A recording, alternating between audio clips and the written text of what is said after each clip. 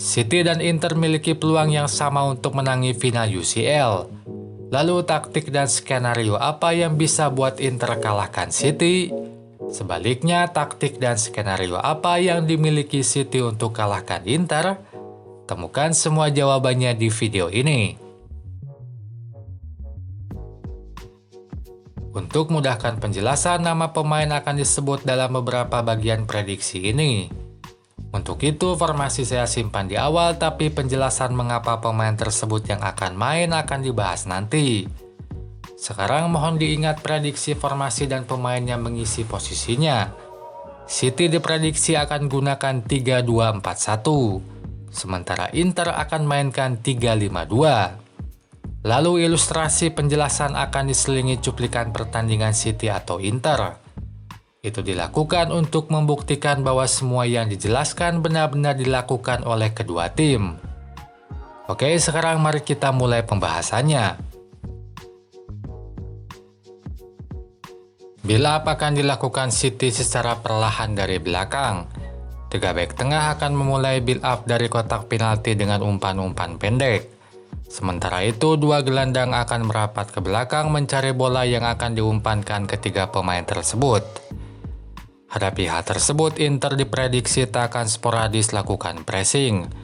Mereka hanya akan main marking 2 gelandang tengah dan 3 pemain lain cukup di pressing bergantian oleh Lukaku dan Lautaro.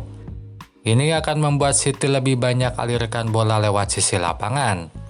Barulah saat sudah sampai tengah lapangan, pressing ketat akan diterapkan. Inter akan mempressing siapapun yang bawa bola di area ini. Formula 4-1 akan digunakan Inzaghi untuk menambah tekanan di lini tengah. Artinya 1 dari 5 bek akan maju meninggalkan posisinya di pertahanan. Biasanya kalau tidak salah satu wingback, salah satu bek tengah kanan atau kiri. Skema ini akan menekan build up City sebelum sampai ke pertahanan.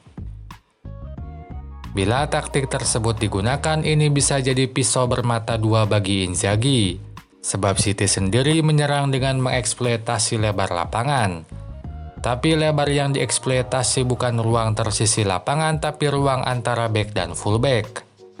Jadi Pep akan mensejajarkan 5 pemain di depan dengan memajukan De Bruyne dan Gundogan. Dalam situasi ini, Silva dan Grealish akan terus melebar dan Haaland tetap di tengah. Sehingga membuat back tengah tetap bertahan di tengah sementara fullback melebar ke sisi. Maka ruang antar back dan fullback pun tercipta. Ruang inilah yang akan banyak disusupi De Bruyne dan Gundogan. Nah, bila Inzaghi memutuskan menggunakan Formula 4-1, ruang antar back dan fullback tersebut akan tercipta. Utamanya saat Darmian atau Bastoni yang mempressing ke tengah. Itu akan mempermudah City dalam menerapkan taktik eksploitasinya. Ini akan berbahaya bagi Inter karena saat Darmian atau Bastoni mempressing De Bruyne dan Gundogan, John Stones bisa maju dan masuk ke ruang kosong tersebut. Skema ini seperti yang terjadi di gol pertama City saat lawan Madrid. John Stones masuk ke ruang antara Alaba dan Camavinga. Atau di salah satu peluang City saat lawan MU, John Stones masuk ke ruang antara Lindelof dan Luke Shaw.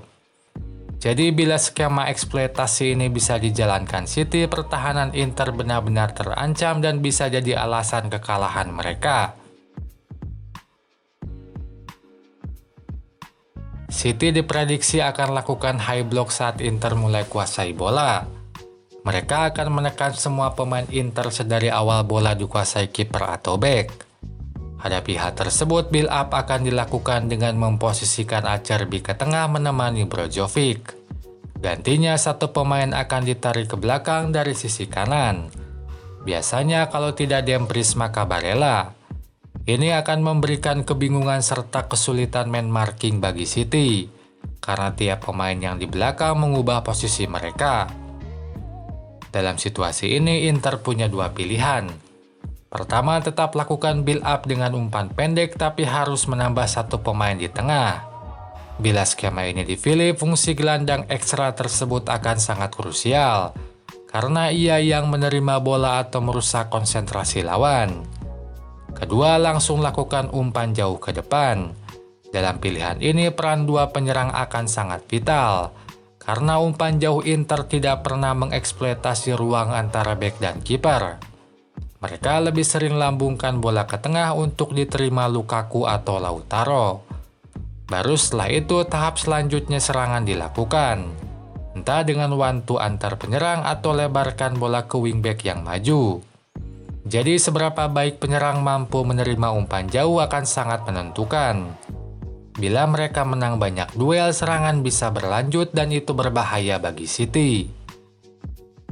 Lalu saat sudah di area lawan, Inter akan coba lakukan eksploitasi ruang. Ruang yang coba diekspos adalah ruang tersisi lapangan. Maka dua wingback akan maju membuat 4 pemain berjajar di pertahanan lawan. Inilah perbedaan antara City dan Inter.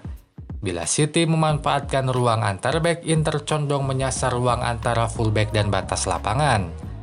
Di ruang tersebut, kedua wingback akan terus melebar dan menanti umpan-umpan yang diberikan ke mereka. Secara alamiah, City dirugikan oleh situasi ini. Mereka yang hanya gunakan formasi 4 back harus hadapi tim yang melebarkan pemainnya di kedua sisi, sehingga ada ruang menganga di sisi lapangan. Apalagi saat bala bantuan bertambah. Biasanya Barella dan Bastoni akan maju menjadi tambahan pemain di sisi lapangan. Ini akan semakin menyulitkan City dalam hentikan penetrasi sayap-sayap Inter. Ini pun jadi PR besar bagi Pep. Apakah ia akan tetap kekeh dengan 4 back atau mulai menambah pemain di belakang dengan menarik Rodri atau Silva? Pada intinya, City harus mampu atasi skema ini bila mereka tak ingin kalah. Dalam prediksi susunan pemain, Brozovic dimasukkan dalam line up karena Mkhitaryan masih belum jelas kefitannya sampai video ini dibuat, sehingga ia yang dipilih di lini tengah. Lalu untuk duet Lautaro, Lukaku lebih dipilih dibandingkan Dzeko mempertimbangkan performa di laga-laga terakhir. Dzeko sudah tidak jadi line up lagi di 2 laga terakhir, padahal sebelumnya ia selalu bergantian dengan Lukaku. Sebagai contoh, saat lawan Torino, ia tidak dimainkan padahal di laga sebelumnya pun absen. Ini ditafsirkan sebagai pergeseran duet utama Inter, sehingga di laga final nanti Lukaku lebih mungkin dimainkan lebih awal. Sementara untuk City, saya masukkan Ake ke line up karena ia sudah benar-benar fit. Sebelumnya Ake tak pernah tergantikan di bek tengah kiri. Untuk itu saya prediksi ia akan kembali dimainkan di laga final nanti.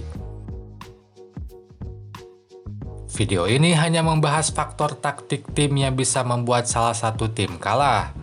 Tentu kemenangan tim ditentukan juga oleh faktor lain yang tak dibahas di video ini seperti performa individu dan juga kemampuan bola mati. Faktor-faktor tersebut bisa juga menentukan siapa yang menang di final nanti.